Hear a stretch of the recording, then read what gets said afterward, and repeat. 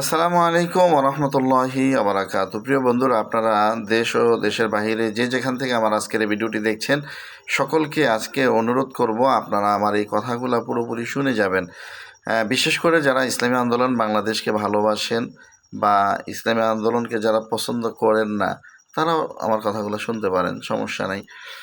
দেখেন, ইসলামী আন্দোলন বাংলাদেশ সাহাবীদের অনুসরণীয় একটি আন্দোলন।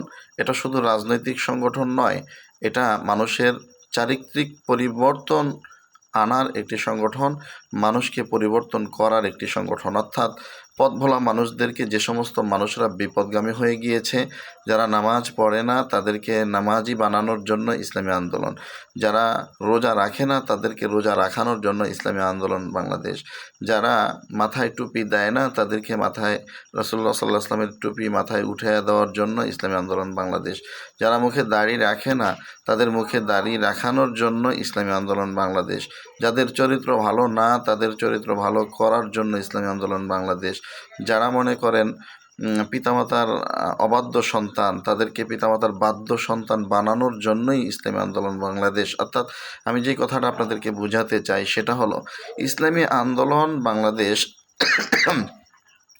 তথাকথিত অন্যান্য রাজনৈতিক দলের বা অন্যান্য অনেক ইসলামিক সংগঠন আছে তাদের মতো ওই রকম গতানুগতিক একটি রাজনৈতিক দল নয়। এটা মানুষের পরিবর্তনের জন্যই মূলত রাজনীতি এবং মানুষের পরিবর্তনের জন্যই এই সংগঠনটি গড়ে উঠেছে।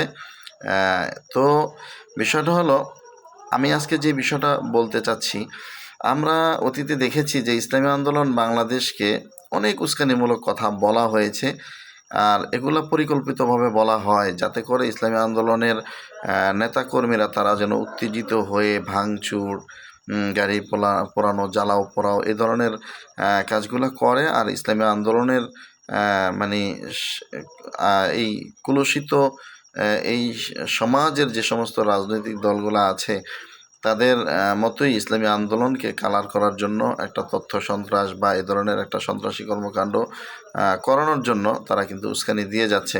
কিন্তু ইসলামী আন্দোলন বাংলাদেশ আজ পর্যন্ত কারো উস্কানিতে আমরা মানে কর্ণপাত করি নাই, আমরা কখনো তাদের উস্কানিতে আমরা মানে পা রাখি নেই।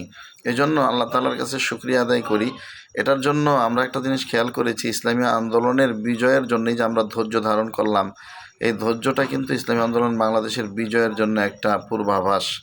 তো এই জন্য বিভিন্ন দেখবেন আমাদের মতো হুজুরদের মধ্য থেকে অনেকে অনেক কথা বলে আপনাকে আমাকে উস্কানি দিবে। এই জন্য খবরদার, কাউকে গালিগালাজ করা বা কারোর সাথে খারাপ আচরণ করা বা কারো উপরে মারমুখী অবস্থানে গ্রহণ করা, আমাদের শক্তি আছে। ইসলামী আন্দোলন বাংলাদেশ আমরা যারা করি, আলহামদুলিল্লাহ, ইসলামী আন্দোলন বাংলাদেশ একটা শিশু সংগঠন না, এটা একটা বৃহত্তর সংগঠন। বর্তমানে বাংলাদেশে ইসলামী আন্দোলন বাংলাদেশ অন্যান্য রাজনৈতিক যতগুলো দল আছে তাদের কিন্তু তাদের প্রতিনিধি হিসাবে ইসলামী আন্দোলন বাংলাদেশ কাজ করে যাচ্ছে। এই জায়গাটা এত তাড়াতাড়ি আমরা সামনে পাবো সেটা আমরা কোনোদিনই কল্পনা করি নাই। কিন্তু বিগত দিনে আমাদের নামে কত রকম কত বাজে কথা, দালাল দালাল অনেক কথা বলা হয়েছে। কিন্তু আলহামদুলিল্লাহ, যারা আমাদেরকে দালাল বলেছেন, আল্লাহর শুকরিয়া, তারা নিজেরাই দালাল হিসাবে মানুষের কাছে পরিচিতি লাভ করেছে। আজও পর্যন্ত কোনো বাপের সন্তান কোনো বাপের সন্তান অবৈধ যেগুলো সেগুলোর কথা বাদই দিলাম, তারা মানুষের নামে মিথ্যাচার করে সেটা ভিন্ন বিষয়। কোনো বাপের বৈধ সন্তান, আমি তাদেরকে চ্যালেঞ্জ করে গেলাম, ইসলামী আন্দোলনকে যে দালাল বলা হয়েছে আজ পর্যন্ত কোনো দালালির কোনো প্রমাণ তারা দিতে পারবে না। ইনশাআল্লাহ, অতীতেও পারে নাই, ভবিষ্যতেও পারবে না। কিন্তু আসলে তারাই দালালে পরিণত হয়েছে, এটা আমরা যুগে যুগে আমরা দেখেছি এবং এটার প্রমাণও আমরা বাস্তবে দিতে পারবো। তর্কের খাতিরে আমরা সেই দিকে যেতে চাই না।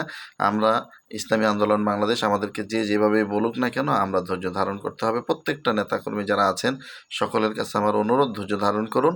ধৈর্য ধারণ করে ইনশাআল্লাহ আপনারা ধৈর্য, আল্লাহ তাআলা বলেছেন না, কাআন্নাহুম বুনিয়ানুম মারসুস, শিশালার প্রাচীরের মতো আমরা ইনশাআল্লাহ এই যে ধৈর্যের পাহাড় নিয়ে আমরা সামনের দিকে এগিয়ে যাব।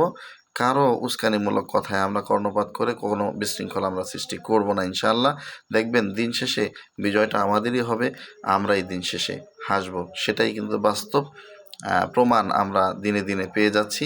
কারণ হলো, আল্লাহ তাআলা যদি কাউকে সফলতা দেয়, তাকে পিছনে ঠেলে ফেলে দিবে এরকম কোনো শক্তি ইনশাআল্লাহ এই পৃথিবীতে নাই, কোনো দিন থাকতে পারে না, কোনো দিন হবেও না ইনশাআল্লাহ। এজন্য ধৈর্য ধারণ করুন এবং সামনের দিকে আমাদের নেতারা যারা আমাদের লিডার আছে তারা যেভাবে আমাদেরকে দিক নির্দেশনা দেয় আমরা সেভাবে সামনের দিকে এগিয়ে যাব ইনশাআল্লাহ। আল্লাহ তাআলা আমাদের সকলকে ইসলামী আন্দোলনের ছায়াতলে থেকে, এই হকের ঝান্ডাতলে থেকে আমরা যেন রাজনীতি করতে পারি, সেইভাবে আল্লাহ তাআলা যেন আমাদের সকলকে কবুল করে। আমিন। আমার এই ভিডিওটি ভালো লাগলে অবশ্যই আপনারা ভিডিওটা অন্যান্য ভাইদেরকে দেখার সুযোগ করে দিবেন শেয়ারের মাধ্যমে ইনশাআল্লাহ। আমার ইউটিউব চ্যানেল থেকে যারা দেখবেন অবশ্যই চ্যানেলটি সাবস্ক্রাইব করে রাখবেন, এবং যারা আমার ফেসবুক পেজ থেকে দেখবেন অবশ্যই ফেসবুক পেজটি আপনারা ফলো দিয়ে রাখবেন। ভালো থাকবেন, সুস্থ থাকবেন, সেই দোয়া করছি আল্লাহ তাআলার কাছে। আল্লাহ হাফেজ। আসসালামু আলাইকুম ওয়া রাহমাতুল্লাহি ওয়া বারাকাতুহু।